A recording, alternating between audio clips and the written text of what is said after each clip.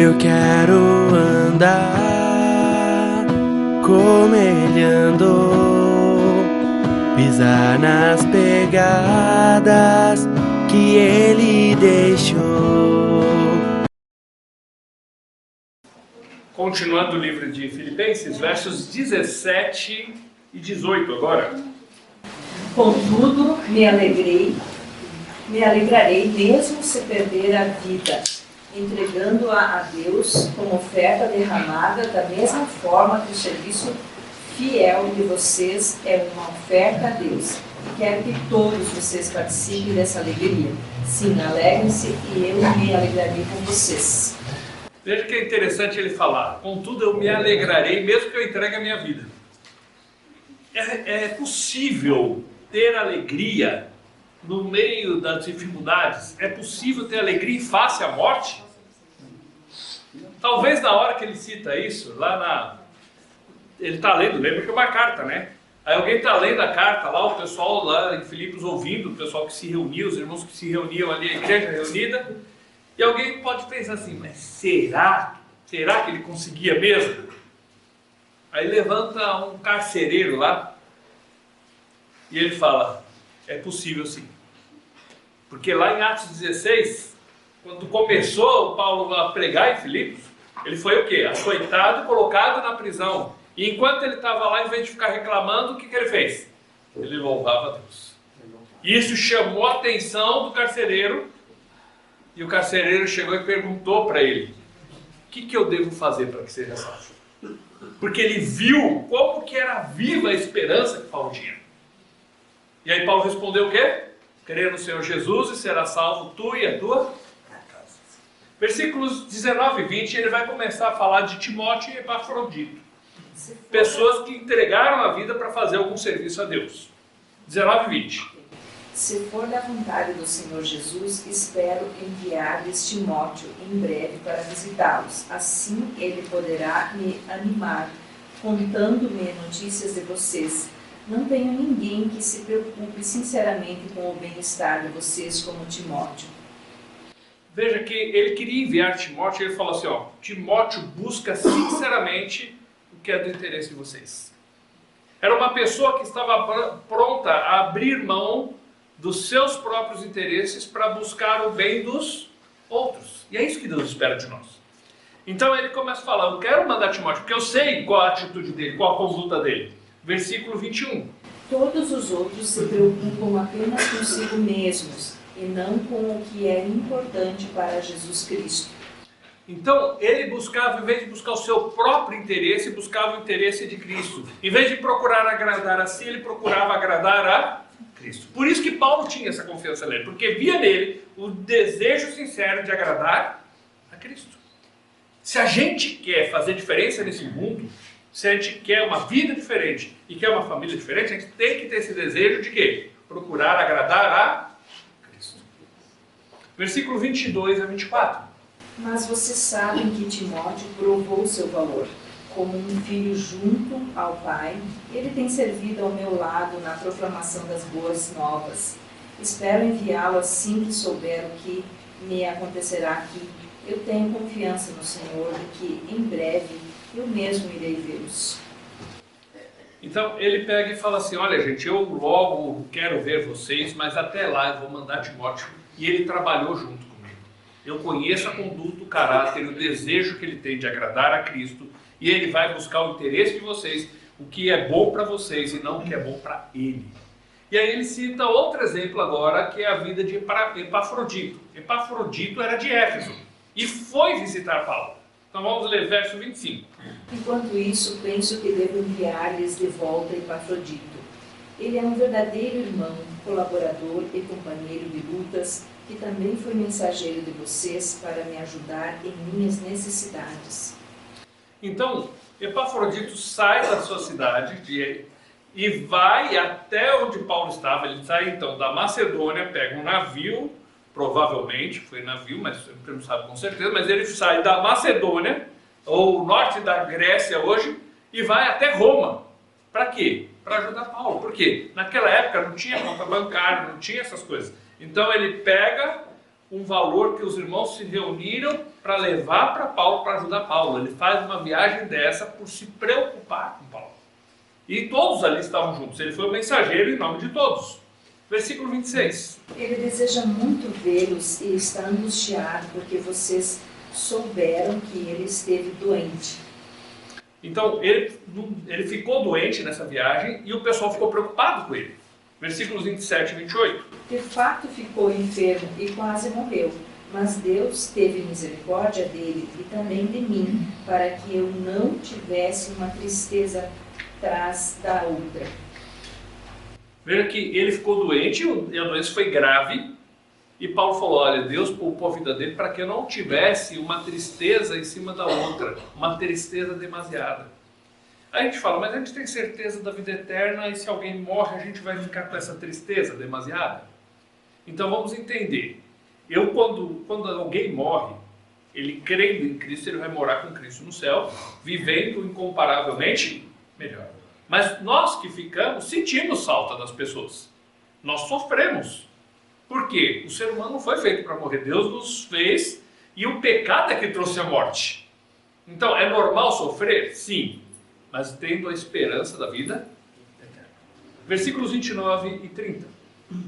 Recebam-no com grande alegria no Senhor e deem-lhe a honra que ele merece, pois arriscou a vida pela obra de Cristo e esteve a ponto de morrer enquanto fazia por mim o que vocês mesmos não podiam fazer. Falou, olha, um exemplo de abrir mão dos seus interesses foi o próprio Epafrodito, que quase morreu para vir aqui, para ser um mensageiro de vocês, para me ajudar na dificuldade que eu estava. Capítulo 3, verso 1. Por fim, meus irmãos, alegrem-se no Senhor. Nunca me canso de dizer-lhes essas coisas e eu faço para protegê-los. Ele falou, contudo, alegrem-se no Senhor. E veja que nós estamos falando de circunstâncias que foram difíceis às vezes. Paulo estava preso. Epafrodito quase morreu. E aí ele fala, alegrem-se no Senhor. Por quê? Quando as circunstâncias nesse mundo nos fazem chorar, nós olhamos para o Senhor e encontramos nele razão para nos alegrar. Se a razão da nossa alegria são as coisas deste mundo, nós vamos viver vidas frustradas e miseráveis. Quando os nossos olhos estão voltados ao Senhor, e aí nós temos esperança, nós temos ânimo e nós encontramos razão para nos alegrar, mesmo quando as coisas no mundo nos fazem chorar. Mas a razão é o Senhor, é no Senhor. Ele não diz alegre-se nas circunstâncias, alegre-se nos problemas. Não, alegre-se no Senhor enquanto você está com problema. Alegre-se no Senhor enquanto você tem dificuldade. Ele pode te ajudar no momento das suas dificuldades. E você encontra nele razão para lutar, razão para servir e para se alegrar. Versos 2 e 3. Cuidado com os cães, aqueles que praticam o mal, os mutiladores que exigem a circuncisão. Pois nós que adoramos por meio do Espírito de Deus, somos os verdadeiros circuncidados. Havia pessoas, lembra que em Gálatas aconteceu isso, na Galácia aconteceu isso. E havia pessoas que estavam indo lá querendo exigir que tinha que fazer a circuncisão para servir a Deus ou para ser salvo. E aí ele fala, pare, essas pessoas estão se orgulhando numa cirurgia feita na carne. Nós temos que nos gloriar em Cristo e não na religião. Nós temos que nos gloriar em Cristo e não nas obras. O que nos salva é Cristo e não as obras, não a religiosidade. Não é o que nós fazemos. Alguns achavam que iam ser salvos por causa do quê? Da cirurgia que fizeram. Outros achavam que ia ser salvo por guardar leis. Outros achavam que ia ser salvo por causa que seguiam certa religião. E ele está falando, nós devemos nos gloriar, nos alegrar no Senhor, porque é Ele que nos deu a salvação. E não as obras que nós praticamos, as coisas que nós fazemos. Versos 4 a 6. Ainda que se outros pensam ter motivos para confiar nos próprios esforços, eu teria ainda mais. Fui circuncidado com 8 dias de vida, sou israelita de nascimento, da tribo de Benjamim, um verdadeiro hebreu. Era membro dos fariseus, extremamente obediente à lei judaica. Era tão zeloso que perseguia a igreja e, quanto à justiça, cumpria a lei em todo rigor. Paulo fala assim, ó, se fosse pelas obras, eu poderia me orgulhar. Porque eu cumpria tudo que se exigia. Eu era um religioso exemplar. Eu era zeloso. Religioso, porém perdido. Na igreja do judaísmo, eu era o melhor. Eu fiz o seminário aos pés de Gamaliel. Eu fui criado no sistema mais rigoroso. Eu fui fariseu. Eu fui uma pessoa que me empenhei na minha religião. Porém, continuava perdido. Porque não é pelas obras. Não é pelo esforço humano. Não é pelo que eu faço. Não é pelos ritos que eu sigo. É por Cristo. Olha o que ele fala no verso 7. Pensava que essas coisas eram valiosas, mas agora as considero insignificantes por causa de Cristo. Ele falava, eu dava valor, eu achava que aquilo era importante. Mas agora eu vejo que não tem valor, porque eu conheci algo muito mais valioso, que é Cristo. A gente, às vezes, vamos por assim, pegar até comida, outras coisas. A gente gosta de uma coisa. De repente, quando você vai e come uma coisa melhor, você fala, ixi, aquilo lá eu não quero mais. Eu gosto de café. Aí pegava, comprava café no mercado, aí comprava uma marca melhor. Opa, isso daqui está melhor. Aí aprendi a comprar em grão e moer. Agora não quero saber do em pó mais. E aí Paulo está dizendo o seguinte, gente, eu era zeloso, aquilo era importante para mim, mas eu descobri algo muito melhor. Porque o Senhor me alcançou. Cristo é muito melhor do que a minha religiosidade, o meu zelo passado. Agora eu entendi o que Ele fez por mim. Verso 8. Sim, todas as coisas são insignificantes comparadas ao ganho inestimável de conhecer a Cristo Jesus, meu Senhor. Por causa dele, deixei de lado todas as coisas e as considero menos que lixo, a fim de poder ganhar a Cristo. Ele falou, conhecer a Cristo é muito maior do que toda a religiosidade que eu vivi a vida inteira. Eu era fiel, eu acreditava naquilo, eu lutava por aquilo. Eu prendia pessoas por aquilo, mas quando eu conheci Jesus, nada daquilo fazia mais sentido para mim. E comparando com o conhecimento que eu tenho de Cristo agora e o que Ele fez por mim, eu considero aquelas coisas sem nenhum valor. E quando fala menos que lixo, é que ficava feio usar o termo que tem no grego. Feio para nós, né?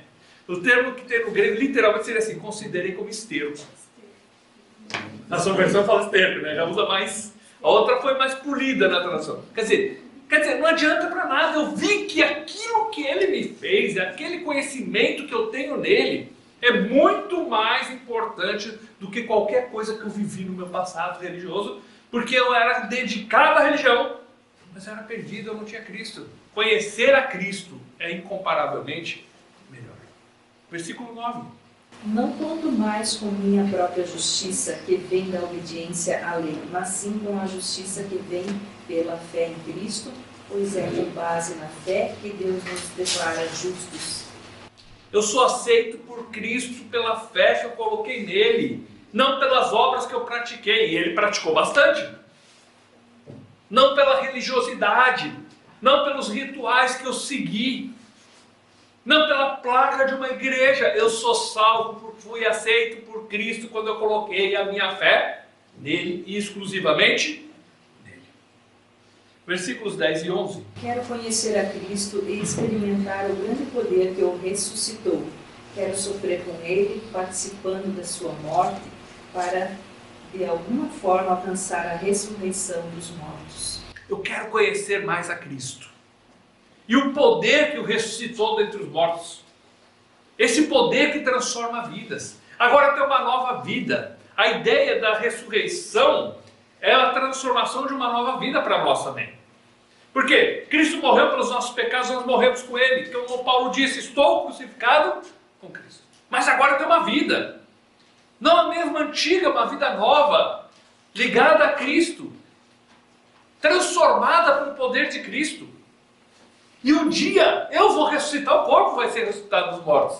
Mas enquanto isso eu quero viver como uma pessoa ressuscitada, ou seja, com uma nova vida.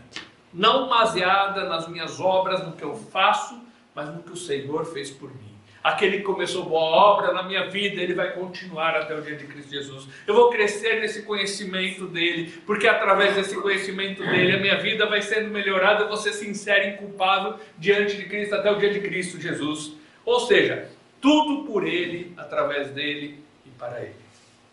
Versículo 12.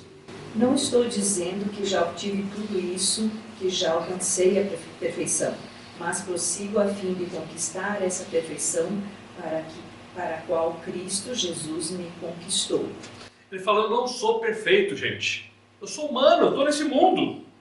Mas eu prossigo no alvo, na direção, no objetivo de quê? De ser cada dia melhor. Ser cada dia mais parecido com Cristo. Eu busco a perfeição dia a dia. Eu sei que eu não vou ser perfeito nesse mundo. Mas eu não me acomodo. Eu sou uma pessoa difícil, sabe como que é? O ser humano é difícil mesmo, então eu nasci assim, né? Não é isso, Deus quer que a gente esteja pessoas que o quê? Que não se acomodem. Eu luto com a minha ira, mas eu quero amanhã ser melhor.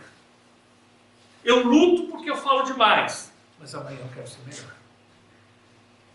Eu busco a perfeição porque o meu objetivo é ser parecido com Cristo. Agora é claro que nesse mundo eu não vou ser perfeito. E na hora que eu achar que sou perfeito, eu já pequei porque eu estou sendo orgulhoso.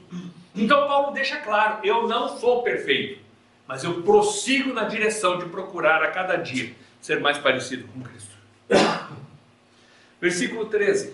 Não, irmãos, não a alcancei, mas concentro todos os meus esforços nisto, esquecendo-me do passado e olhando para o que está adiante. Prossigo para o final da corrida, a fim de receber o prêmio celestial para o qual Deus nos chama em Cristo Jesus. Ele fala assim, o primeiro passo é me esquecer do que para trás fica. O passado ele vem para duas coisas, ou para nos acusar, ou para nos deixar orgulhoso, porque eu fiz isso, eu fiz aquilo, aquilo outro. Ele fala o seguinte, eu vou esquecer o que ficou para trás, porque eu tenho algo muito importante na frente para conseguir chegar até lá. Pensa numa pessoa correndo uma corrida, sei lá, de 1000 metros, e o tempo todo olhando para trás, ele vai ganhar aquela corrida? Ele tem que ter um foco na linha de chegada. E Paulo está falando, o meu foco está lá na linha de chegada, eu quero ser aperfeiçoado a cada dia, eu quero ser mais parecido com Cristo, então eu corro naquela direção, eu não fico perdendo tempo olhando para trás, chorando pelo que passou, mas focado naquilo que eu espero alcançar um dia, ser mais parecido com Cristo, ser aperfeiçoado nele. Verso 14. Prossigo para o final da corrida, a fim de receber o prêmio celestial para o qual Deus nos chama em Cristo Jesus. Então, prossigo para o alvo. Eu tenho um objetivo claro, definido, e eu vou naquela direção. Eu quero ser cada dia melhor, eu quero ser aperfeiçoado a cada dia. Versículo 15.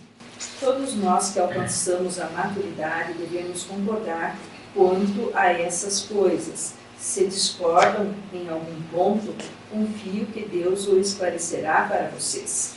Paulo está falando assim, quem já alcançou a maturidade, essa versão nesse ponto ela é muito feliz, porque tem outra versão que diz assim, todo aquele que é perfeito, ele diz que não é perfeito, agora ele diz todo aquele que é perfeito. Então é a ideia de ser maduro, completo. Então você já alcançou alguma coisa, você já aprendeu alguma coisa do Senhor. Não se orgulhe por isso, pelo contrário, seja humilde nisso, porque você aprendeu dele. E se alguém pensa diferente, eu vou ficar brigando com ele? Não. Se você pensa, o Senhor um dia vai esclarecer isso para você. Um dia você vai entender essa verdade. Não precisa ficar brigando para querer fazer a pessoa engolir aquela verdade. Mas nós temos a responsabilidade de andar de acordo com aquilo que nós alcançamos. Nós temos a responsabilidade de andar na direção daquilo que nós sabemos. O conhecimento que nós temos, nós somos responsáveis por agir de acordo com aquele conhecimento. Olha o verso 16. Contudo, devemos prosseguir de maneira coerente com o que já alcançamos. Então, vamos andar de acordo com aquilo que nós alcançamos. Tem um verso na Bíblia que é muito usado quando alguém tem alguma dúvida, não sabe explicar um texto da Bíblia. Que é Deuteronômio 29, que diz: as coisas reveladas são para nós, os nossos filhos, e as encobertas são para quem? Para Deus, nosso Pai.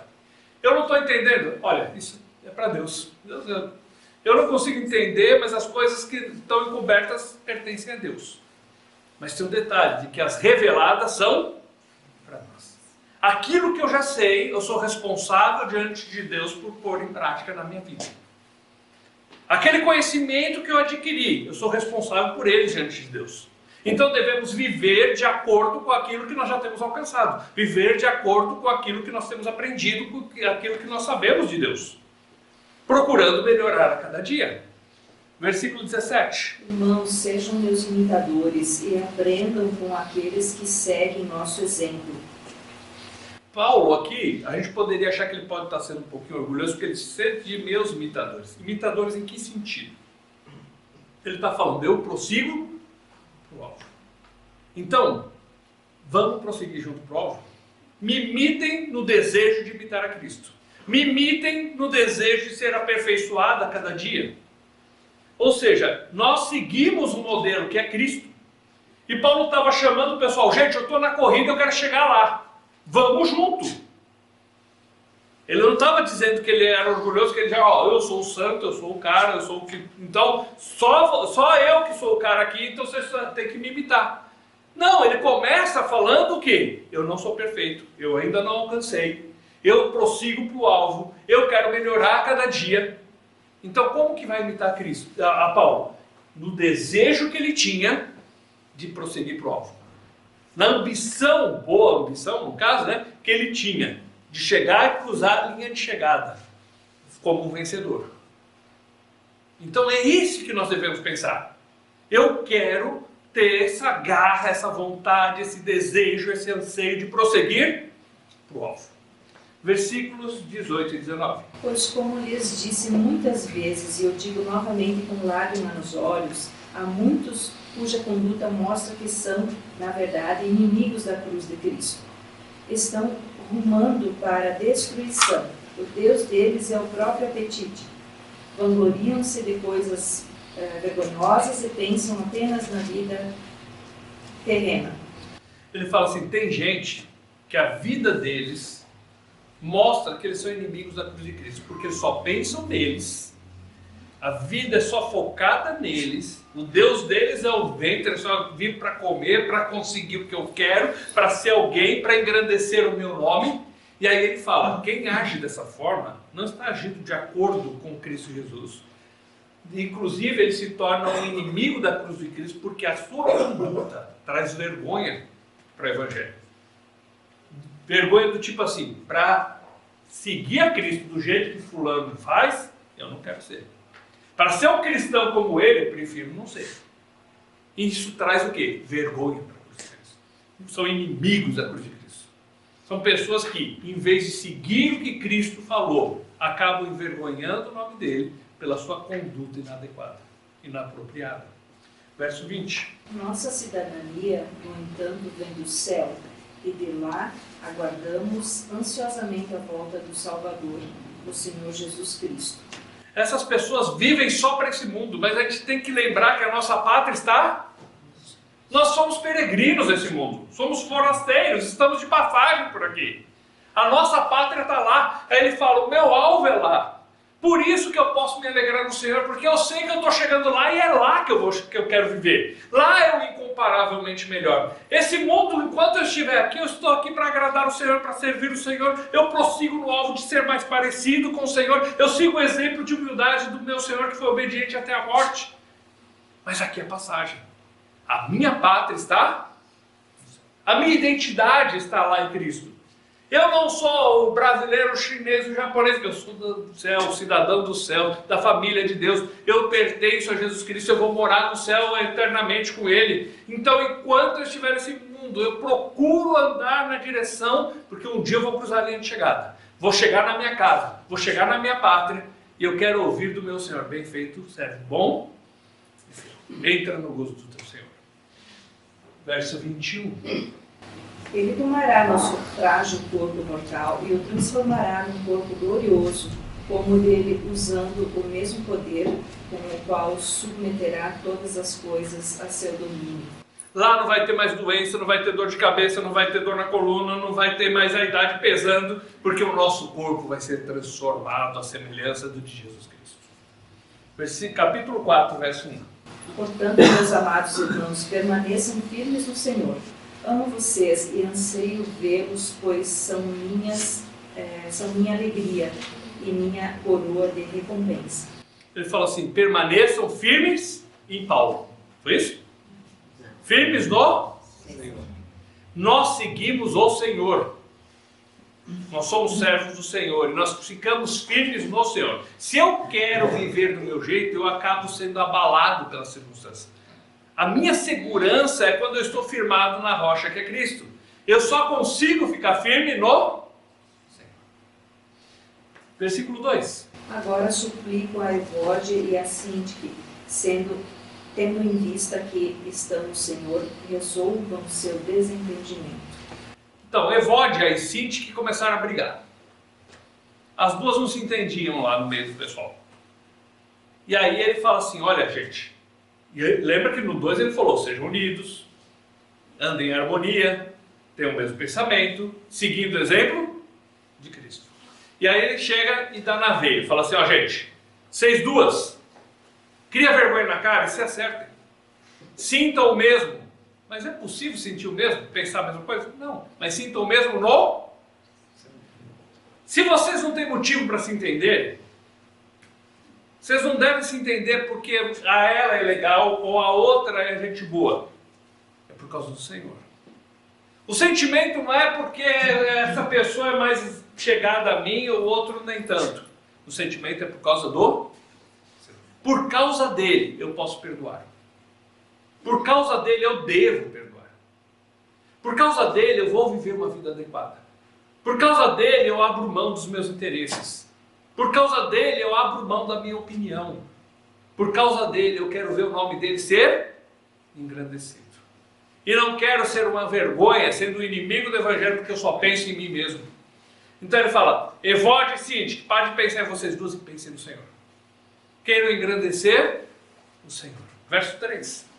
E peço a você, meu fiel colaborador, que ajude essas duas mulheres, pois elas trabalharam arduamente comigo na propagação das boas novas, e também com Clemente e com meus outros colaboradores, cujos nomes estão escritos no livro da vida.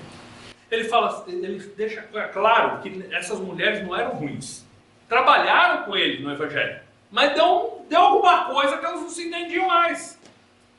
Isso mostra duas coisas para a gente.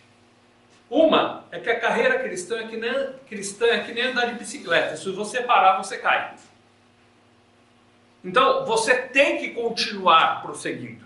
Quando você fica estagnado, quando você se acomoda na vida cristã, em vez de ir para frente, você acaba indo para trás. Aconteceu algo na vida delas que elas acabaram se estagnando, parando e deixaram falar mais alto as suas frustrações, os seus desejos pessoais, do que o seu serviço ao Senhor.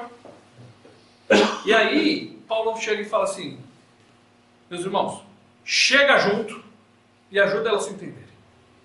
Seja um promotor de paz, promova a paz no meio de vocês. Versículo 4. Alegrem-se sempre no Senhor. Repito, alegrem-se. Que todos vejam que vocês são amáveis em tudo que fazem. Lembrem-se de que o Senhor virá em breve. Tá. Alegrai-vos no Senhor. Mas ele diz, alegrai-vos sempre. Eu não consigo. Enquanto eu olho para as coisas desse mundo, eu fico frustrado e triste. Mas quando eu olho para o Senhor, eu encontro nele razão para me alegrar. Se você vai para o livro de Lamentações de Jeremias, lá no Velho Testamento, é um poema, e é um poema fúnebre, escrito de forma acróstica, onde cada verso corresponde a uma letra do alfabeto hebraico. Por isso que o capítulo 1, 2, 4 e 5 são 22 versos, a quantidade de letras do alfabeto. E o capítulo 3 é 66 versos, 3 vezes 22. Fala da destruição de Jerusalém. E Jeremias chora pela destruição da cidade. Ele chora pelos mortos na batalha. Ele chora pelos problemas que ele está vendo. E chega mais ou menos no meio do capítulo 3, lá pelo verso 19 e 20, ali ele fala assim, quero trazer à memória o que pode me dar esperança. Porque ele estava sem esperança, ele estava desesperado. Aí ele começa a falar: as misericórdias do Senhor são a causa de não sermos consumidos. Grande é o Senhor, grande é a sua bondade, a sua fidelidade dura para sempre. Bom é o Senhor para os que o temem. Quando ele para de olhar para a cidade destruída, quando ele para de olhar para ele e olha para o Senhor, ele encontra esperança. Quando você vê o caos à sua volta, quando o seu mundo está desmoronando, pare de olhar para isso e olhe para o Senhor. E aí o verso 5 já leu que diz: perto está o Senhor está voltando. Um dia nós vamos dar conta para Ele. Para que ficar perdendo tempo brigando? É voz de Cinti que, gente, o Senhor está chegando, vamos parar, a gente tem pouco tempo. Está na hora de acordar. Lembra que ele falou em Efésios capítulo 4? Desperta tudo que dormes. Vamos olhar para o Senhor, vamos ver para Ele, a nossa pátria está no céu, vamos aguardar o dia do incomparavelmente melhor. O Senhor está chegando, vamos parar de viver preso nesse mundo e os problemas desse mundo. Versículo 6. Não vivam preocupados com coisa alguma. Em vez disso, orem a Deus pedindo aquilo de que precisam e agradecendo por tudo que Ele já fez. Não andeis ansiosos. Veja que a ansiedade vem por diversas circunstâncias, né? Um filho que está meio com um problema, que quer desestabilizar o pai, é o quê? O filho com problema, né? É o que mais desestabiliza a gente. Um problema financeiro, a ansiedade vem pelas circunstâncias. Agora ele diz: não andem ansiosos. Ou seja, ela veio, pega essa ansiedade e põe no lugar certo. Porque senão ela vai te destruir. Ela vai acabar com o seu estômago, vai acabar com o seu intestino, vai acabar com a sua mente. Você não vai dormir de noite. Então ele fala assim: não andem ansiosos, mas o que? Entrega para Deus. O problema é que a gente faz assim: a gente entrega para Deus, daí a pouco a gente pega de volta. Né? Mas entrega para Deus os seus problemas. Não ande ansioso, porque Ele já está cuidando de você. Não é porque Ele vai cuidar. Entrega porque Ele está cuidando. Se você ficar na ansiedade, no desespero, não resolve o seu problema. Mas você ter a certeza de que tem um Deus que está trabalhando no meio da dificuldade. De um Deus que te ama e que Ele trabalha em favor daqueles que o amam. Te dá a tranquilidade de falar assim: Deus, o meu mundo está em terremoto, está desmoronando, mas eu quero firmar na rocha que é o Senhor, e está aqui o meu problema. Eu quero que o Senhor me ajude agora. Eu preciso da tua ajuda para resolver o meu problema. E aí, o resultado dessa entrega ao Senhor é o verso 7. Então vocês experimentarão a paz de Deus que excede todo entendimento e que guardará seu coração e sua mente em Jesus Cristo. E aí a paz de Deus vai vir, aquela paz que excede todo entendimento e vai guardar os nossos corações e as nossas mentes. E por que o coração e a mente? Porque quando a gente está ansioso, a mente fica... E você não pensa mais nada. Até para orar você fica: Senhor, me livra disso, me ajuda nisso, Senhor, me ajuda, olha essa situação, Senhor, me ajuda, Senhor, de novo. E a gente fica, a mente fica girando em cima do problema. E o coração também. Fica abatido, fica nervoso, fica querendo brigar com todo mundo. Então, a paz de Deus vem e inunda a gente. Por quê? A gente entregou na mão de Deus aquele que pode resolver o nosso problema. Aquele que pode nos ajudar na nossa dificuldade. Versículo 8. Por fim, irmãos, quero lhes dizer só mais uma coisa. Concentre-se em tudo que é verdadeiro, tudo que é nobre, tudo que é correto, tudo que é puro, tudo que é amável e tudo que é admirável. Pense no que é excelente e digno de louvor. Então, o que deve ocupar o nosso pensamento? O que é verdadeiro. Na hora da ansiedade, tem coisas que não são verdade. Ah, porque amanhã eu vou estar demitido. Você nem sabe se vai estar. Ah, porque eu garanto que ele fez isso contra mim. Eu garanto que a atitude dela era essa. Você sabe se é verdade? Porque muitas vezes a ansiedade ocupa a nossa mente e deturpa o nosso julgamento.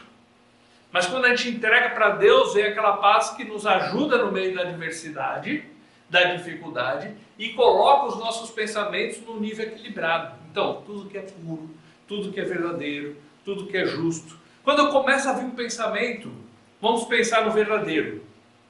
E eu estou pensando, fulano falou isso, isso. Calma aí, será que ele falou ou foi uma impressão minha? Eu quero ficar com a verdade. Não com o que eu acho. Tudo que é puro. Começa a vir besteira na cabeça. Não, mas isso não é puro, isso não é certo. Ou vamos pôr uma mistura da mágoa que eu estou. Eu estou julgando à luz da mágoa que eu tenho dessa pessoa. Eu estou fazendo julgamento à luz de uma experiência anterior. Então eu vou tirar a mistura e vou pensar no que é certo. Quando eu começo a pensar bobagem, tiro o pensamento errado e coloco o pensamento certo. Como a gente viu, a dinâmica bíblica de transformação em Efésios, capítulo 4 e 5. Você tira o que é ruim e coloca o que é bom. Versículo 9. Continuem a praticar tudo o que aprenderam e receberam de mim, tudo que ouviram de mim e me viram fazer. Então o Deus da paz estará com vocês. Pratique o que você aprendeu. Nós estamos estudando a Bíblia e isso é muito importante. Estamos ouvindo a palavra, é essencial. Só que Deus espera que a gente não fique só com conhecimento intelectual, mas que isso mude a nossa vida. Que o conhecimento que a gente está adquirindo seja colocado em prática para que Deus seja engrandecido no nosso viver. Para que a gente melhore a cada dia. Versículo 10. Como eu me alegro no Senhor por vocês terem voltado a se preocupar comigo. Sei que sempre se preocuparam comigo, mas não tinham oportunidade de me ajudar. Então, Paulo ficou feliz, porque lembra que Epafrodito foi e levou a ajuda que Paulo estava precisando. E Paulo falou, fiquei muito feliz com o cuidado de vocês. Fiquei muito feliz com vocês se preocuparem com a minha dificuldade. E aí ele começa a explicar dessa alegria que ele teve. E olha algumas verdades importantes, versos 11 e 12. Não digo isso por estar necessitado, pois aprendi a ficar satisfeito com o que tenho.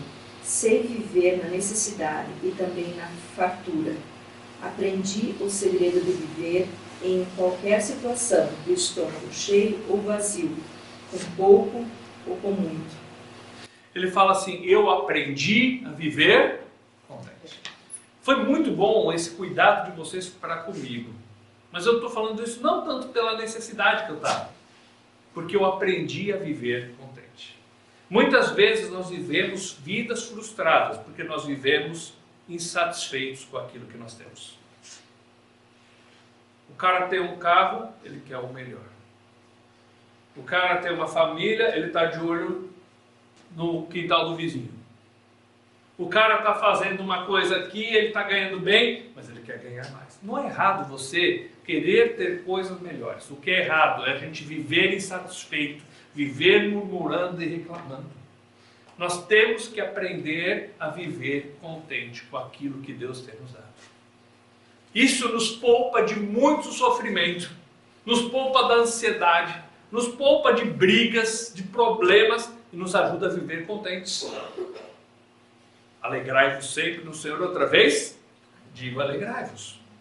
Mas se eu não estou contente, eu nunca vou ter uma vida feliz. Eu sempre vou ter uma vida miserável. E aí o verso 13, tudo posso naquele que me fortalece. E as pessoas geralmente pegam esse verso e o colocam de forma errada. A pessoa diz, tudo posso naquele que me fortalece. Eu posso ter um carro novo. Eu posso ter um emprego melhor. Eu posso isso, eu posso todas as coisas naquele que me fortalece. Não é isso que a gente ouve por aí? Paulo está dizendo, eu posso passar necessidade. Eu posso passar dificuldade. Eu posso ser perseguido. Eu posso ser preso, porque eu posso tudo naquele que me fortalece. É exatamente o contrário do que é pregado hoje. Porque as pessoas querem pregar o que os outros querem ouvir, o que enche plateia. E nós temos que ir para o que Deus fala, e Deus está dizendo, a gente pode tudo naquele que nos fortalece. Sim, a gente pode passar por privações, dificuldades, problemas, e Deus vai nos ajudar e nos fortalecer no meio dessas dificuldades. Nós temos que aprender a viver contente, olhando para o Senhor. Versículo 14. Mesmo assim, vocês fizeram bem em me ajudar na dificuldade para a qual estou passando. Ele falou, mesmo assim, mesmo que eu aprendi a viver contente, posso todas as coisas naquele que me fortalece, vocês fizeram bem de me ajudar. Versículos 15 e 16. Como sabem, filipenses, vocês foram os únicos que me ajudaram financeiramente quando lhes anunciei as boas novas pela primeira vez e depois segui viagem saindo da Macedônia. Nenhuma outra igreja o fez. Até quando eu estava em Tessalônica, vocês enviaram ajuda em mais de uma ocasião. Então ele cita o exemplo de que outras vezes os filipenses também o tinham ajudado. Eram pessoas que estavam dispostas a ajudar. E aí ele cita essa ajuda como um sacrifício a Deus, um crédito que é dado a Deus. Verso 17. Não digo isso porque quero receber uma oferta de vocês. Pelo contrário, desejo que sejam recompensados por sua bondade. Ele fala assim, gente, vocês me ajudaram, mas a recompensa vem de Deus. O ato que vocês fizeram de ajudar-me na minha dificuldade, de ajudar-me, porque uma vez foi ele levando o evangelho para outro lugar, outra vez foi ele entrando na cadeia. Esses atos, eles fazem com que Deus vai recompensar vocês. A recompensa vem do Senhor. Verso 18, ele fala sobre esse sacrifício agradável a Deus. No momento, tenho tudo o que preciso e mais. Minhas necessidades foram plenamente supridas pelas contribuições de vocês que vocês enviaram por Epafrodito. Elas são um sacrifício de aroma suave, uma oferta aceitável e agradável a Deus. Ele fala assim, olha, vocês contribuíram, vocês ajudaram, isso foi uma bênção na minha vida, mas isso rende um crédito na vida de vocês. Deus vai recompensar vocês. É um sacrifício que vocês fizeram a Deus de forma agradável a Deus. Não foi colocar um cordeiro sobre o altar, mas foi o quê? Colocar daquilo que Deus tinha dado para que a obra fosse realizada. E aí ele fala, esse sacrifício subiu até o Senhor e é agradável e aceitável diante dele. Versículo 19. Eu vou só citar essa versão aqui, só por causa de um detalhe, tá? Obrigado, Márcia. O meu Deus, segundo a sua riqueza em glória, há de suprir cada uma das vossas necessidades. Aquilo que eles usaram para abençoar Paulo, Paulo está dizendo, Deus vai multiplicar na vida de vocês e não vai fazer falta. Ele vai suprir cada uma das coisas que você precisa. Veja que aprender a viver contente em toda e qualquer situação é a melhor coisa que a gente faz, porque ele está se entregando nas mãos daquele que pode suprir as nossas necessidades. Não viver ansioso por todas as coisas nos lembra o discurso de Jesus, quando ele fala que as aves do céu têm o seu alimento, que os lírios do campo foram vestidos, e a gente não precisa viver ansioso nesse mundo. Que a gente deve buscar primeiro o reino de Deus e a sua justiça, e as demais coisas nos serão acrescentadas. Ou seja, é a consciência de que é Deus que supre as minhas necessidades. Versículo 20. Agora, toda a glória seja a Deus, nosso Pai, para todos sempre. Amém. E isso rende glória a Deus. 21 a 23, e aí a gente vai encerrar. Transmitam minhas saudações a cada um do povo santo em Cristo Jesus. Os irmãos que estão comigo também mandam lembranças. Todo o povo santo daqui lhes envia saudações, especialmente os que pertencem à casa de César. Casa de César ali, pessoas ligadas ao Império Romano, dentro da casa do Palácio de César. Pessoas salvas no meio de policiais, dos guardas, no meio das pessoas que estavam dentro do Palácio de César, pessoas salvas em Filipos, pessoas salvas na cadeia como Paulo, em comunhão no Senhor, porque no Senhor não tem acepção de pessoas. E aí, só para vocês irem para casa pensando, alegrai-vos sempre no Senhor. Como? Quando Cristo é a razão da minha vida, eu posso viver contente. Capítulo 1. Para mim, viver é Cristo, morrer é? Eu vou viver o melhor enquanto aguardo o dia do incomparavelmente melhor. Também eu posso me alegrar sempre no Senhor quando Cristo é o exemplo a ser seguido. Um exemplo de humildade, de mansidão, de não buscar o que é propriamente seu. Ele é o meu Senhor, eu me submeto a Ele. Também eu vou poder viver alegre quando Cristo é o alvo a ser perseguido. A minha pátria está lá no céu. Eu não sou perfeito, mas enquanto eu estou nesse mundo, eu vou andando na direção de buscar ser cada dia melhor e mais parecido com Cristo Jesus. E Cristo é a força da minha vida. Eu posso vencer a ansiedade, eu posso vencer meus problemas pessoais, eu posso perdoar, eu posso pegar e ter a paz de Deus que inunda o coração, eu posso aprender a viver contente nas circunstâncias, eu posso passar pelas dificuldades. O Senhor é que me dá força e me ajuda. E assim a gente pode ter uma vida contente, pelo que o Senhor é nas nossas vidas, o que Ele fez por nós. Eu quero andar como Ele andou, pisar nas pegadas que Ele deixou. Eu quero olhar como Ele olhou, olhar sem maldade, com os olhos do amor. Eu quero viver como Ele aqui, com os olhos nos céus e as mãos assim.